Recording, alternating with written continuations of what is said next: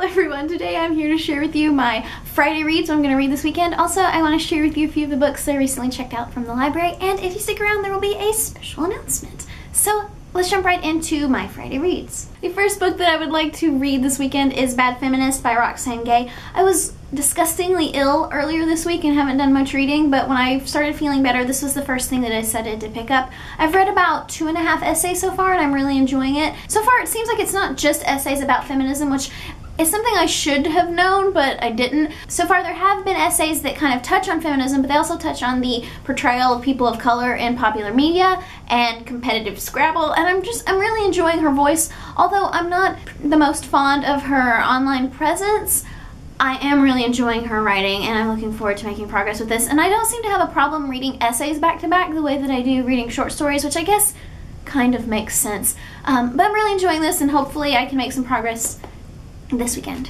The Little Stranger by Sarah Waters. I'm sure you're tired of seeing this book on my channel. I am slowly, very slowly making my way through this. I am enjoying it, as I've said 100 times.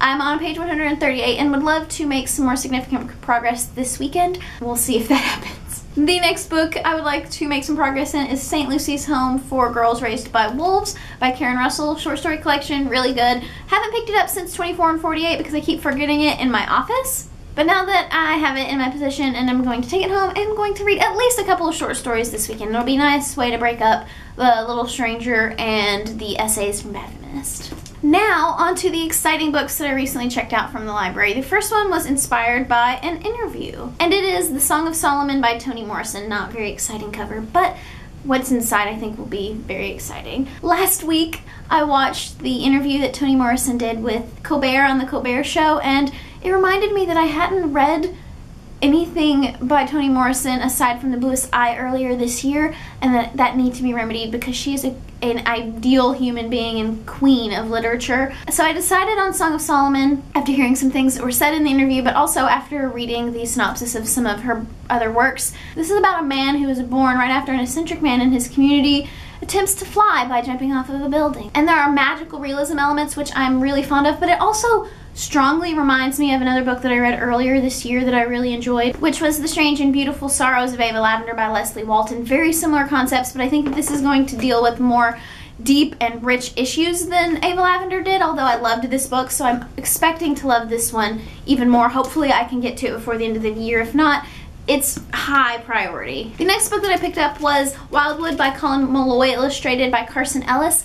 I have seen this book so many times, pretty much everywhere, and I've been recommended this book by people in real life and virtually, which is kind of a rarity for me. I don't get recommended books in real life very often, but this one has been recommended to me, and the artwork is fun and interesting. Recently I was reminded that I desperately need to pick up this book, and I think that this is the perfect time for me to pick up this book because of my book tastes at the moment. But I was reminded by Jen Campbell, yes, Jen Campbell, the author of Weird Things People Say in Bookshops. She has this charming YouTube channel that you should definitely check out. It's all book related. She does vlogs and tags and all of the traditional booktube stuff, but she reminded me that I needed to pick up this book. It is about a young lady whose brother is kidnapped by a murder of crows, and she is desperate to do anything to find him and bring him back, and this book is her journey and adventure, and it's so up my alley this year. I've been very much into fairy tale-esque stories, not necessarily fairy tale retellings, but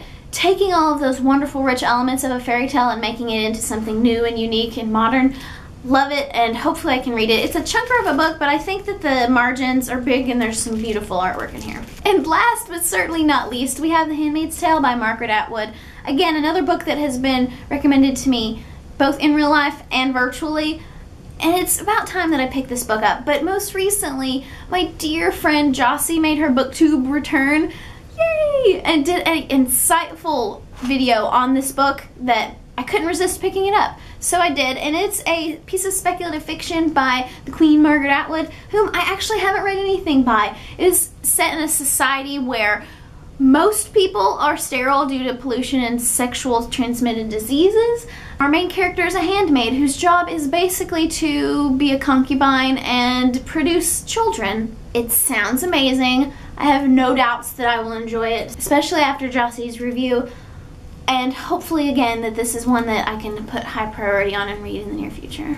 And those are all the books that I have to share with you today. So now on to the exciting news. I'm planning on doing Bookmas, which is just a fancy way of me saying that I'm going to do book-ish, heavy on the ish, videos between December 1st and December 25th. There will most definitely be a few filler videos, tags, other fun things like that. So I hope that you're excited, get hyped, and I will see you December 1st. And you know, happy holidays. And as always, please feel free to share your thoughts on anything that I mentioned here today in the comments below. Thank you all so much for watching, and I will see you soon, December 1st, with a new video. Bye! I hate everything.